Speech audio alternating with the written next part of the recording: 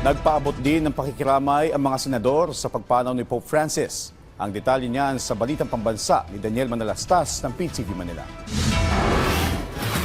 Nagluluksa rin ang mga senador sa pagpanaw ni Pope Francis. Inilarawan ni Senate President Jesus Cordero ang Santo Papa bilang true shepherd of Christ's flock at binigyang pagkilala ang walang kapaguran nito para sa kapayapaan at pagkakaisa maging sa iba't ibang relihiyon at kultura. Si Senator Mig Zubiri nakasama pa ang Santo Papa noong nakaraang taon sa Vatican at ito raw ang tagpo sa kanyang buhay na hindi niya malilimutan. Ang paalala raw ni Pope Francis sa kanya noon ay protect the family, bagay na gabay niya raw bilang isang Katoliko at isang public servant.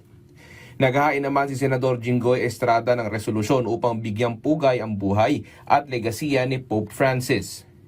Hindi lang daw isang spiritual leader ang Santo Papa, isa rin daw itong simbolo ng kababaan ng loob at social justice. Sa kanyang Facebook page naman, nagpaabot ng paikiramay si Senador Joel Villanueva at nagpapasalamat sa naging kontribusyon ni Pope Francis sa pagpapalaganap ng pagmamahal at salita ng Diyos. Maging si Senador J.V. Ejercito nagpaabot din ng pakikiramay. Para naman kay Senador Lito Lapid, hindi lamang nagsalita para sa mga Kristiyano si Pope Francis, kundi para sa lahat ng tao, lalo na para sa may hirap at nangangailangan. Nanawagan naman si Senadora Risa Hontiveros na katulad ni Pope Francis, magpakita rin tayo ng awa para sa mga vulnerable. Inalala naman ni Senator Grace Poe kung paano nagsalita si Pope Francis laban sa pagiging ganid at korupsyon.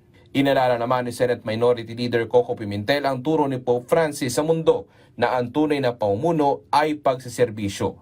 Mula sa PTV Manila, Daniel Manalastas, Balitang Pambansa.